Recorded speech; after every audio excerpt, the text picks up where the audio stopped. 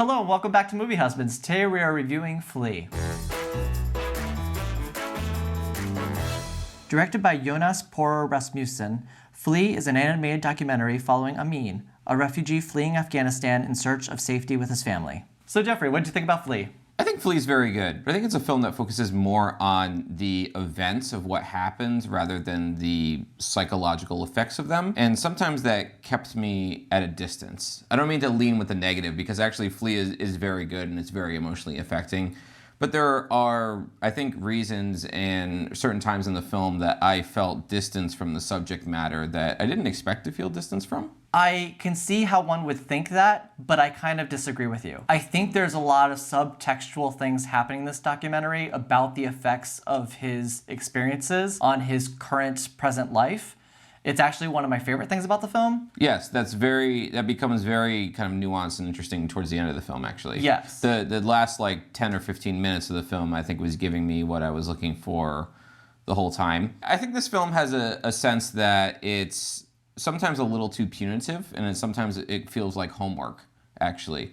That it's so punishing and so emotionally grueling that it's kind of hard to sit through at times. You can't say that they should have altered the events of this, because this is obviously a documentary. This is his authentic experience. So you can't say, hey, take this event out of your memoir so that, we can digest it better. I think more what I'm trying to say is that the way it's portrayed from the filmmaker is maybe a bit too focused on the tragedy when he could have levied things a bit. I'm not expecting things to be very upbeat and happy here, but there is a sense that it just continually gets worse and more awful throughout the film, and you have to wonder what you're really getting out of it at that point. Really what I'm saying is that maybe a balance of tone or maybe a balance of philosophy with tragedy would have gotten me through this film a lot easier. Interesting. I think this movie did not hit me like that. I was absolutely transfixed and enthralled by this film. Just to start, I want to just give Amin kind of this acknowledgement that I'm really thankful for him to share his story with us. Mm-hmm. This is such a traumatizing tale, and for him to have to relive these experiences by telling them to us again, it must be so hard to do that. So I am just very thankful that we kind of have this body of work to begin with. Going from there, this is going to tie a little bit into what you were talking about earlier. One of my favorite things about this documentary is how it jumps between both the present and the past. So you're seeing these scenes of his past as he's explaining them, but you're also getting a sense of his present, his current relationship with his boyfriend, and how that is currently operating, how it's existing. And what I love so much about that is that you're seeing the trauma of his past, but you're also seeing how it's changed his personality, how he is presently, and how that affects his relationship as well. There's so many little details in these present moments where they're at home and they're having little conversations. And I could tell in certain words or the way that they talk to each other or certain things that they allude to, there's a little bit of like an underlying thing being said, or something about how his trauma has affected how he's handling a conversation with somebody else. First and foremost, I think this film does a very good job of the literal definition of empathy, which is to put yourself in someone else's shoes. So when you're seeing a refugee's experience, I think you naturally say, what would I do in this situation? And the answer for me when I was watching it was, I have no idea what I would do in this situation. I have no idea what I would do if I had to travel in a storage container for 6 weeks and not know if I would ever get out of it, or if I would be forced to put, in the bottom of a ship and I would have to be transported across the sea. There are all these things that, God help me if I ever had to experience something like that. I think the film does a very good job of taking those traumas, and especially towards the end of the film, showing you how that affects the things that you and I take for granted. The things that, we have a healthy relationship and that we come home and we cook dinner every night, and these things are uncomplicated for us. And people that are less privileged than us may have a far more complicated emotional experience to these things than we do. I think the film does a very good job of showing us that. Yeah, and going off how it's showing us that, this is an animated documentary, which is one of the coolest ways I've ever experienced viewing a documentary. Jumping back just a little bit from there, the reason that it is animated is because Amin wanted to remain anonymous for this. He didn't want to be visually seen because he doesn't want to have people come up to him and having him to recount his trauma over and over in public. It is interesting that, I think you're going to go into this a bit, but how the animated factor is both a necessity and a stylistic choice. It's very interesting. Yes, and that's exactly what I was going into, because you get a visual representation of these interviews in which he's giving his story. So you see the moments of him with his boyfriend, but also with the interviewee and them having conversations. And that's being visually shown to you. But you also get these visual depictions in like a dream-like state of his past. So you get to see him in his childhood in animated form. And so as well as him escaping. And these scenes and sequences are very, very difficult to stomach. As you mentioned earlier, they are not easy to watch.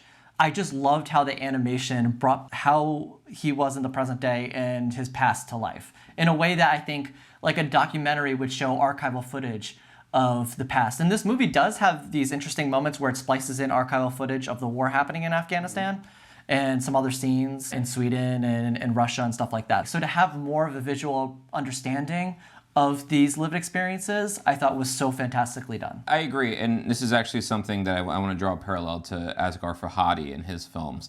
So from our American experience, we often think of countries like Afghanistan, we think of countries like Iran, and we say, it's a war zone, it's, just buildings falling, bombs going off, and you forget that there are people, peaceful people, just like living their lives in these cities and these countries every day. And that's what these films are trying to show us until a external circumstance of extraordinary gravity, such as war, can force them elsewhere. The people that are shown in this film are having a fairly good life until these circumstances come about and force them to leave to another country. So this is not the film's fault at all, and I think it kind of pairs well with what you were saying. But I think the people that most need to see this film may not see it. We went into this film being sympathetic towards refugees, and we came out being sympathetic towards refugees.